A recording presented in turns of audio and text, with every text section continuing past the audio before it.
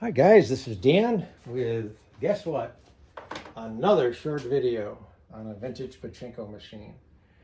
Before I launch into the actual machine, I just want to take a few quick seconds to say thank you to my audience, specifically the YouTube audience. But because of you guys, the YouTube channel is always growing. It's a great thing. Please keep the comments and questions coming. But now I haven't really embraced it yet myself, but my son and some other people have told me that I've got a decent presence on Reddit now, and with this new chat GTP system, again, I haven't really embraced it, but I'm out there, and that's a good thing for me. It's because you guys supported initially the YouTube channel, and more people found out about me. So again, I appreciate it a lot, and the comments, the questions, always too glad to help. Um, Quite often people are try to offer to pay me for my time. It's just not necessary. I'm only too happy to impart my wisdom that I've gained over the last 10, 15 years of working on these things. Most of the time, people's problems are very easy to fix, so it's just not a big deal. So this is a pretty kind of cool looking machine. This is a Kyoraku.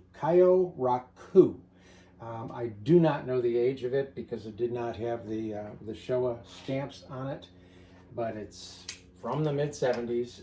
We did a full restoration on it. The original playfield was different than this. I like the original playfield, but it was in pretty rough shape. So I always give the owner the option of picking out any particular playfield that they see from my supplier, and just let me know what you like, and that's the one I'll get.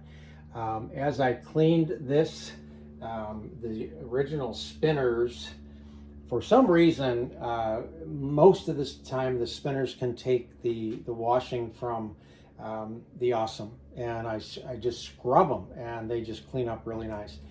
Every once in a while I run into some spinners that as soon as the Awesome touches them, the paint, or even sometimes I've actually found out they've been stickers, just gone.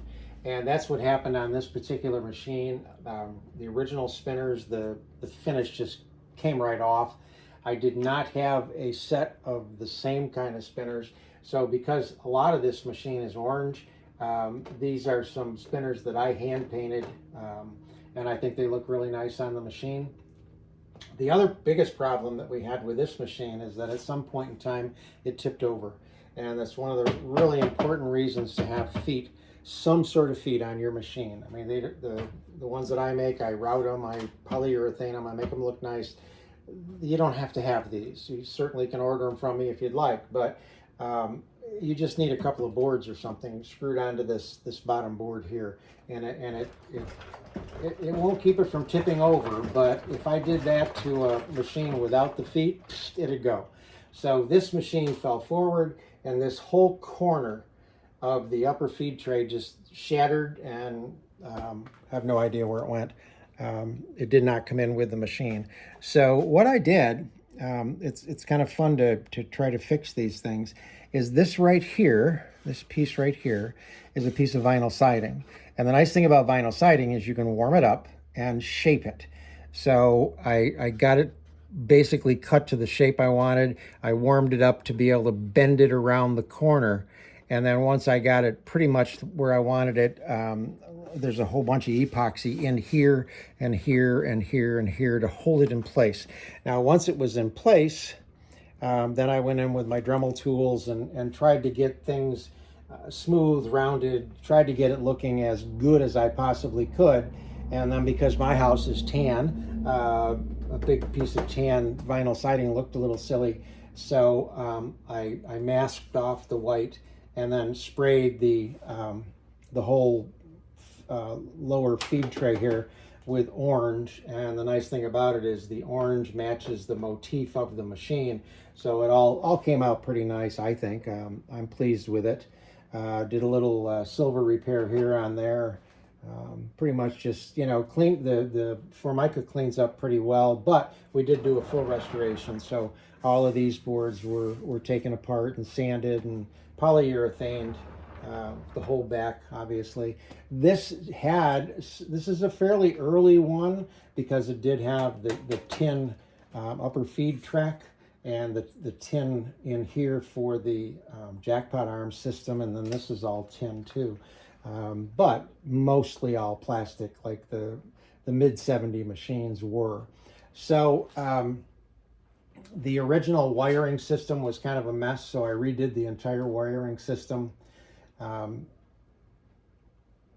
else? Okay, so I know what I wanted to tell you. Okay, so when you're tearing these things apart and you're cleaning them, it depends on how far down you're going to take them, but let's just assume you've taken all of this stuff off and you're cleaning it and you're starting to rebuild it.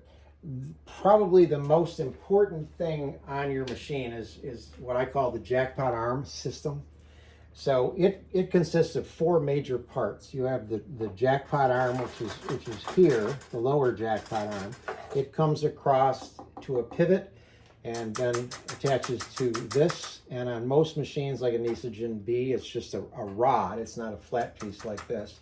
It comes up and hinges here and then goes across and interfaces with the arm that's actually attached to the jackpot. So there's 1, 2, 3, 4 major parts to the jackpot arm, what I call the jackpot arm system.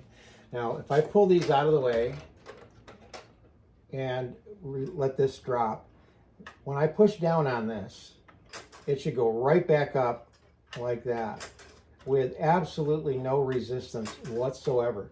So as you're rebuilding these things, if for example you get it on and you push down like that and you let go and it stays there, don't go any further until you fix it, because that'll bite you. Believe me, it'll bite you. So I make sure this is all loosey-goosey. Now, what was happening with this particular machine is once it was loaded up, there's a piece in here. You can see it right in this area here. Down at the bottom is like a metal half circle that holds the 14 balls. And then when this cycles, when this goes down, it allows the gravity to push that half circle of metal out of the way.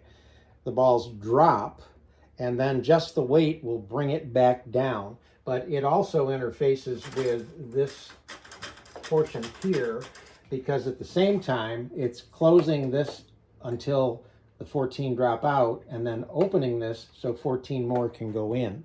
So what was happening is these 2 pieces, one would be here, the other one would be like this. This would move up, this would, you know, it was that sort of thing. And the jackpot just wasn't completing this action, it was sticking. So essentially what I did is I went in with a file and I just very carefully kind of took some of the material off so that there was a little bit more clearance, and it worked like it should. So again, the most important thing is to make sure your jackpot arm is loosey-goosey, for lack of a better term. Okay, so let's get this thing ready to play. I'm going to take your power supply, plug it in, and plug in the power supply to the pigtail. And at that point, your ball out light will come on. There are 2 lights up in this corner, one on this side for the ball out, shines through a red lens. The other one is the jackpot light, which will come on and shine through the yellow lens when you do get a win. So what's important on this is to make sure that the ball dump is latched properly. And this particular machine has kind of an odd latching system. But if this was up and this was over, and I'll get in close on this, where this was real close, then these will swing and drop. So that's what allows the ball dump. So what you want to do before you start to put pachinko balls in is push this over, and it drops down behind this piece of brass. There's a little notch in here. It's going to drop down. So now it's not going anywhere. And when I go like that, these don't tip down. They create the bridge that allows the balls to run across and into the jackpot. So just make sure, I mean, that's the way it's going to get shipped to you, like this, but if it pops loose in shipping, that's just something you want to check. So now you want to take a handful, and the proper run of the balls is from the upper hopper, the upper feed track, turnaround, lower feed track, jackpot. That's the flow of the balls. When they hit the bottom of the jackpot, they stop, and they're going to start to back up. Now, one thing also that was missing on this machine is there is supposed to be a cover across the lower feed track. It was missing. Quite often they are. And again, vinyl siding is great. I just cut it to the right size, and I just use some nails to hold it in place. So what that does is that keeps the pachinko balls that are in this chute from trying to jump over each other. Now this red piece here, if it were to flip all the way, these little fangs would drop down in and keep the balls stopped right here. That's a maintenance piece. Somebody had kind of beat me to it and put a nail in here so that you can't flip it down. I just opted to leave it the way it is. It's not anything that you really need to be concerned with. So you keep putting balls in.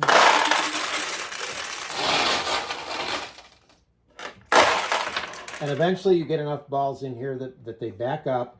The weight shift drops this down. It brings this up, which brings this up, and that moves the flag out of the way so on the front of the machine so that you can actually load a ball onto the rail. It also takes the pressure, or puts the pressure on this micro switch, which turns the light off. When this lifts up again, it would turn the light on. And again, that only occurs when you run low on balls. So right now we have the pachinko machine fully loaded.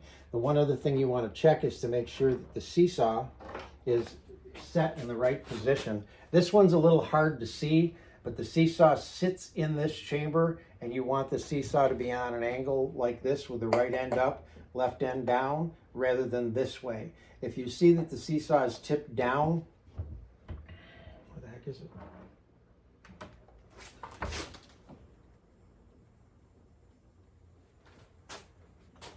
Oh, there it is. It's hard to see. Right along this edge is just this little gray protrusion of plastic. You simply lift up, and what it does is it takes a pachinko ball and drops it, and it puts it on the backside, and it pops the seesaw the way it was, and then it returns to where it is. So that's the way you reset the seesaw on this particular machine. So seesaw is up, machine is fully loaded with pachinko balls. You will need some sort of a shoebox, something that will catch the losing balls come out of here. The winning ball will drop out of the machine here. You need something to catch both of those. So machine is ready to go, plugged in, fully loaded with pachinko balls. Come around to the front, drop a handful in, and the proper way to launch a pachinko ball, put your fingers underneath the finger rest, use your thumb to pull down, and just let it roll off your thumb.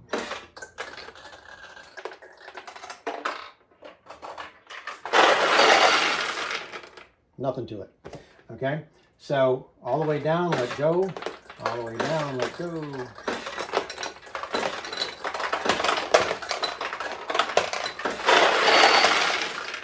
So I noticed while I was playing that this is not an easy machine to win. I've tried to tweak the nails to make it easier to win. You can only just do so much, but it's not one of those machines that's really conducive to winning and winning and winning and winning and winning.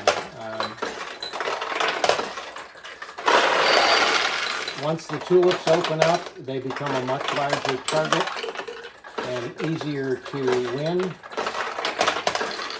There we go. Now what happened that time is two balls went into the tulip at the same time, and they'll both pay out. And if you notice in the yellow lens, the light is blinking when you do get a win. There we go. Watch the light. There we go.